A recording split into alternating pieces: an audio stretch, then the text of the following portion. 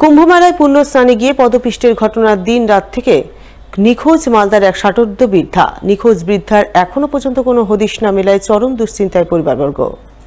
জানা গেছে নিখোঁজ বৃদ্ধার নাম অনিতা ঘোষ, বাড়ি মালদা শহরের বুড়াবুড়িতলা সংলগ্ন উত্তর কৃষ্ণপল্লী এলাকায়।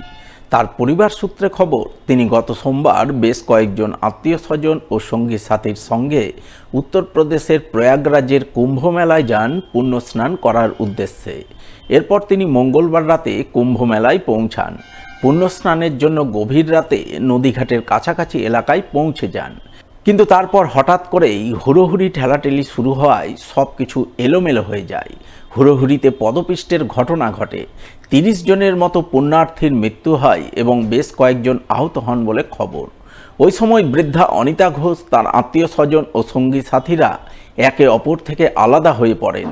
পরে অবশ্য সকলে একত্রিত হন, কিন্তু বৃদ্ধা অনিতা ঘোষকে আর খুঁজে পাওয়া যায়নি। এই খবর পেয়ে তার পরিবারবর্গ রীতিমতো উদ্বিগ্ন হয়ে পড়েন, চরম দুশ্চিন্তায় পড়েন তারা। কুম্ভ মেলায় থাকা আত্মীয় স্বজনদের সঙ্গে ফোনে ঘন ঘন যোগাযোগ করা হয়।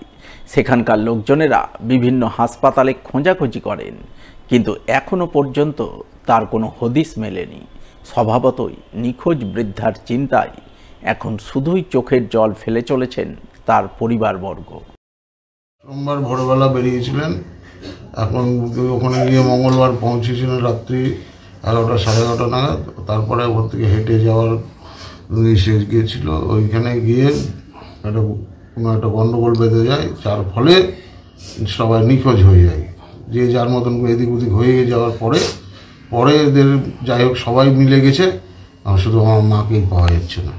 সোমবার ভোরে আমার দিদিরা গেছিলো, দিদিদের সাথেই আমার শাশুড়ি গেছিলেন। শাশুড়িকে সোমবার ভোরবেলা আমার দিদিভাইদের রেখে আসলেন আমার হাজব্যান্ড। রেখে আসার পরে ওনারা 7টার দিকে গাড়ি ছেড়েছে, গাড়ি করে গেছে। এখান থেকে 20 জনের উপরেই গেছে, 20-21 জন গেছে। কখন থেকে নিখোঁজ?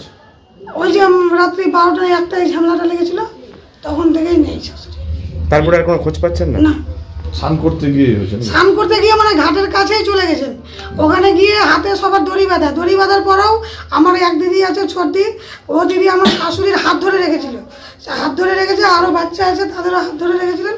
রেখে তারপরে কি ঝড় উঠলো না কি ঝামেলা লাগলো, তখন বলে সব উলট পালট হয়ে গেলো। তখন কেউ কাউরি কাছে নেই। এই দিদির ছেলে যে কথা বললেন যে উনিও ছিল না, উনিও হারিয়ে গেছিলো একদিকে। তারপরে যাইবও নাই, তার দিদি নেই, মানে সবাই তছনছ হয়ে গেছিলো। তারপরে সবাইকে আস্তে আস্তে করে 1 ঘন্টা 2 ঘন্টা পর সবাইকে পেলো। শাশুড়ি নিখোঁজ হয়ে গেছে। এখন শাশুড়ি যে কী হলো এখনও যোগাযোগ হয়নি আমাদের। এখনও দিদির ছেলে থানায় চিঠি করেছে, আর একটা হাসপাতালে কালকে খোঁজ নিয়েছে, আশ্রমে খোঁজ নিয়েছে, সব জায়গায় খোঁজ নেওয়ার পরে কোথাও পাইনি। আবার সকালে গাড়ি করেও ওখানে গঙ্গার ঘাটে গেছিলো, ওখানেও পাইনি। তারপরে আজকে চিঠি করার পরে আবার এখন বড় একটা হাসপাতাল কোথায় আছে ওখানে যাচ্ছে। মালদা জেলা পুলিশের উৎসর্গ প্রকল্পের অধীনে বৃহস্পতিবার এক রক্তদান শিবির হয়ে গেল ইংরেজবাজার থানায়। জেলা পুলিশের উদ্যোগে এবং ইংরেজবাজার থানার পরিচালনায় রক্তদান শিবির অনুষ্ঠিত হলো থানা প্রাঙ্গণে। শিবিরে রক্তদান করলেন পুলিশ কর্মী ও সিভিক ভলেন্টিয়ারদের অনেকেই। এদিনের এই রক্তদান শিবিরে উপস্থিত ছিলেন ইংরেজবাজার থানার আইসি সঞ্জয় ঘোষ সহ অন্যান্য পুলিশ অফিসাররা।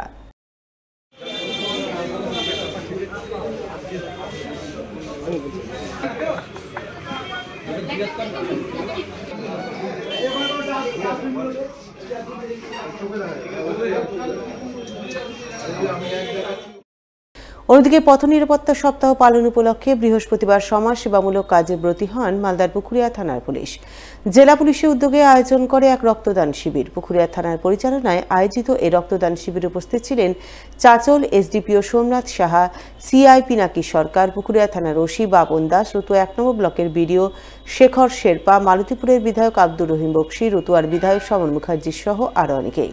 এদিন তাদের উপস্থিতিতেই পুলিশ কর্মী, সিভিক ভলেন্টিয়ার সহ সাধারণ মানুষজন মিলিয়ে প্রায় 150 জন রক্তদান করেন। প্রত্যেক রক্তদাতাকে শংসাপত্র দিয়ে উৎসাহিত করেন উপস্থিত বিশিষ্টজনেরা।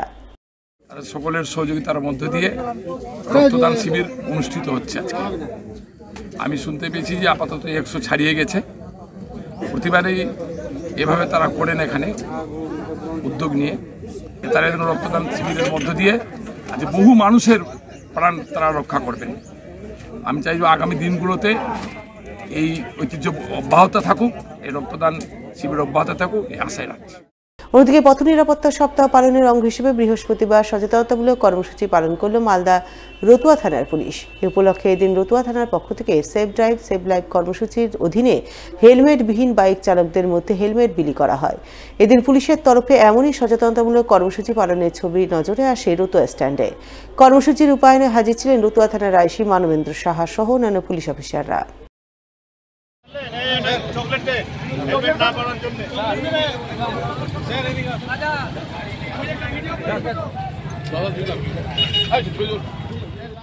বৃহস্পতিবার মালদা জেলা পুলিশের নির্দেশে সেভ ড্রাইভ সেভ লাইফ কর্মসূচি পালন করল হবিবপুর থানার পুলিশ, যার অঙ্গ হিসেবে পুলিশের পক্ষ থেকে হবিবপুরের কেন্দপুকুর এবং বুলবুলচন্ডী স্ট্যান্ডে সচেতনতামূলক কর্মসূচি পালন করা হয়।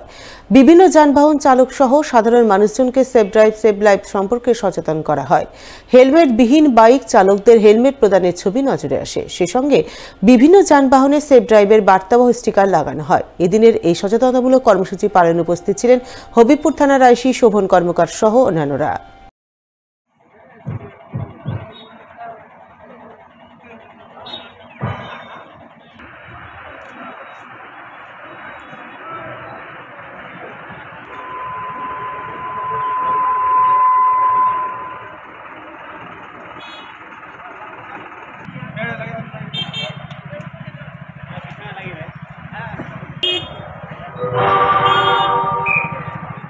দুদিনের সফরে পুরাতন মালদার গৌড় কলেজের বিভিন্ন পরিকাঠামো পরিদর্শনে এলেন ন্যাকের 3 সদস্যের এক প্রতিনিধি দল। বৃহস্পতিবার প্রতিনিধি দলের সদস্যরা গৌড় কলেজের পঠন পাঠন পরিকাঠামো সহ নানান দিক খতিয়ে দেখেন। এই পরিদর্শন প্রসঙ্গে গৌড় কলেজের অধ্যক্ষ ডক্টর অসীম কুমার সরকার জানান, ন্যাকের রিপোর্টের উপরেই কলেজগুলির ভবিষ্যৎ নির্ভর করে। ন্যাকের রিপোর্টের ভিত্তিতে বিভিন্ন গ্র্যান্ট পাওয়া যায়। তারা আশাবাদী ন্যাকের প্রতিনিধিরা এই কলেজ পরিদর্শন করে পরিকাঠামো সংক্রান্ত বিষয়ে সন্তুষ্ট হবেন। ন্যাকের ভিজিট, এই ভিজিট এবং তার গ্রেডের ওপরে কলেজের ভবিষ্যৎটা নির্ভর করে। গ্রান্ট আমরা কত পাবো বা কোথা থেকে পাবো সেটা নির্ভর করে। ফলে প্রত্যেকটি কলেজ এবং ইউনিভার্সিটির ক্ষেত্রে ন্যাকটা অত্যন্ত জরুরি। দুদিনের ভিজিট আজ এবং আগামীকাল। আমাদের এক্সপেকটেশন ভালো, এখন দেখা যাক।